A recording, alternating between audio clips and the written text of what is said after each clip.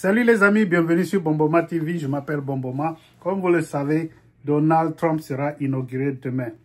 Qui aurait pu prédire que après tout un scénario d'élection contestée en 2020, Trump serait réélu à la tête de ce grand pays. Les Américains ont trouvé leur héros, mais je vais vous dire aussi que les Africains ont trouvé leur héros.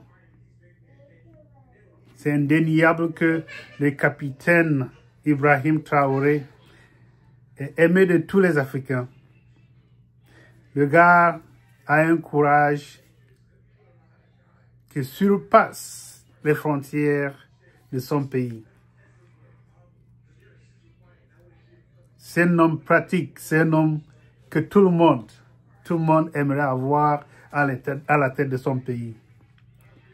Alors, si vous ne m'avez pas manqué, moi, vous m'avez manqué parce que avec la fin d'année, avec la nouvelle année, on n'a toujours pas le temps de chercher de meilleures idées, de poster régulièrement et de gagner votre attention et aussi de pouvoir communiquer avec vous régulièrement. Mais n'hésitez pas, allez-y, cliquez sur le bouton.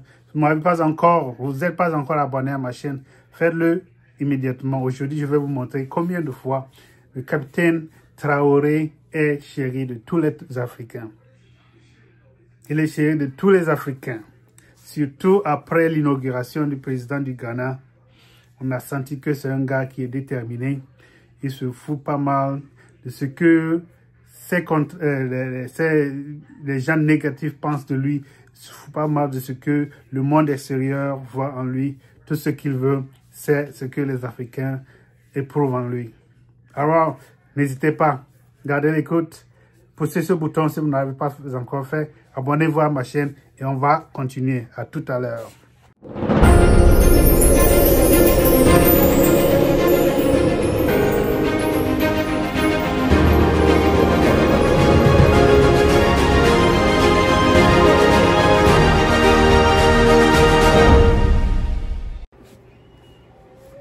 Salut les amis, bienvenue encore sur Bomboma TV. Comme nous le disions tantôt, le président Donald Trump sera inauguré une fois encore demain, le 20 janvier 2025. Il sera encore président de ce pays après une élection tumultueuse. Voilà, les Américains ont trouvé leur héros.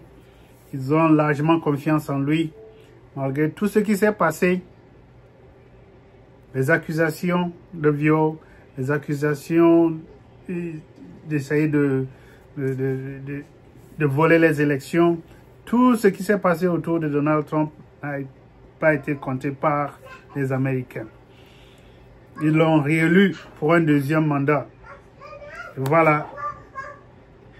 Après tout ça, toutes ces accusations qu'on a portées à son encontre, nous ne compteront plus dans le futur. Il sera réinstallé dans son pouvoir total. Quel que soit ce qu'on a dit sur son nom, rien n'aura plus de sens. Alors, je pense que les Africains ont la chance de se réveiller. Lorsque nous faisons un choix sur nos dirigeants, que nous soyons fiers de ce choix, quel que soit ce qu'on dira sur leur nom, que cela ne compte plus. Et voilà, c'est ce que nous voyons en la personne du capitaine Traoré, un jeune qui est très inspiré, un jeune qui veut rien que le développement de son pays, ainsi bien que des Africains en général. Vous avez pu remarquer lors de sa sortie à l'inauguration du président ghanéen il est décidé. Si on lui donne l'opportunité, il va imprégner ses signes, il va imprégner ses traces partout où il passe. C'est ce que nous voulons. Nous voulons un peu d'espoir. Nous voulons être un peu fiers de ce que nos représentants sont. Qu'ils ne soient pas des poupées des autres présidents colonialistes. Qu'ils ne soient pas manipulés par qui que ce soit. Vous comprenez?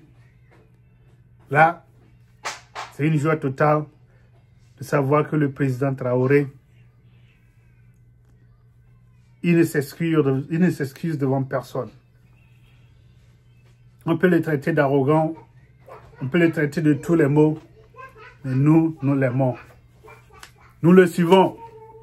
Ainsi, d'un jour à l'autre, si l'Union africaine devient une réalité, qu'il soit porté à ce poste-là, qu'il chasse tous ces imposteurs de nos pays africains, surtout ces colonialistes qui ne veulent pas nous laisser tranquilles. Vous avez aimé ça? Regardez le reste de la vidéo. N'hésitez pas à vous abonner. À plus, bye bye. Je vous souhaite très bonne et heureuse année 2025. À travers vous, donc, à tout le personnel travaillant à l'institution président du Faso. Je souhaite que 2025 soit une année pleine de santé pour vous, votre famille et vos proches, pour que vous puissiez donner le maximum de vous-même dans le travail pour le bonheur de notre peuple. Que 2025 soit une année où vous verrez tous vos projets donc couronnés de succès, de prospérité et surtout que tout au long de l'année, que Dieu guide donc notre action, nous protège et veille sur nous. Je souhaite aussi rappeler à tout un chacun que la lutte contre l'impérialisme doit être donc intégrée dans nos gènes maintenant. Ça doit être une lutte qui se mène de façon implacable et tous les jours. Parce que beaucoup de gens n'ont pas compris ce que c'est que cette lutte jusque-là. Nos vaillantes forces combattantes sont sur le terrain. Ils mènent le combat contre les valets manipulés, ces criminels qui écument nos campagnes tous les jours. Ils tiennent bon pour amener la paix dans notre cher Faso. Autant ils le font, nos masses populaires laborieuses, que sont les agriculteurs, les éleveurs, se battent aussi également pour qu'on puisse atteindre l'autosuffisance alimentaire à travers donc l'accompagnement de tous les techniciens du ministère de l'Agriculture. C'est très important. Et autant qu'eux aussi se battent dans l'administration, nous devrons nous battre pour changer de mentalité. Cette décolonisation mentale, c'est la partie la plus difficile. Et c'est pour ça que nous tenons à vous rappeler constamment qu'il faut changer de mentalité, revenir à nos sources et nous battre. Et c'est ça aussi le combat contre l'impérialisme. Toutes les occasions nous sont offertes pour pouvoir comprendre l'impérialisme, ses manifestations.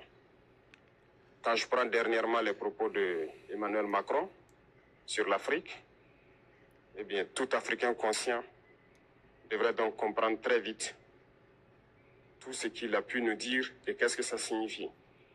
Le général Tchani a dit il n'y a pas longtemps, du changement donc de tactique ou de stratégie des forces françaises en Afrique. Et je pense qu'il est venu le confirmer. Il s'agit de dissoudre et de garder un dispositif socle. Et Emmanuel Macron l'a si bien dit qu'on ne peut que le remercier pour cette sincérité. Même si certains ont voulu mettre la poudre aux yeux de leur population, mais la réalité finit par rattraper aussi. Ils ne partiront pas de certains pays. Ils ont juste dissous le dispositif. Vous ne les verrez plus dans des bases, mais dans les ambassades, ils seront là. Ils vont constituer des sociétés de sécurité pour sécuriser leurs sociétés qui existent dans ces pays-là. Mais les soldats seront là. Mais vous ne les verrez plus en tenue ou rassemblés dans des bases. C'est tout ce que ça veut dire. Ils vont se réorganiser, mais seront là. Il a parlé de politesse vis-à-vis de certains chefs d'État en leur donnant la primauté d'annoncer donc la rupture ou le départ des forces françaises. Ça nous importe peu, on peut dire. Mais tout ce que nous savons, c'est que si vous voulez une rupture avec ces forces impérialistes, c'est simple, on dénonce les accords. Tout commence par là-bas. Je pense que l'exemple du Tchad, en tout cas, est palpable. Ils ont commencé par dénoncer les accords.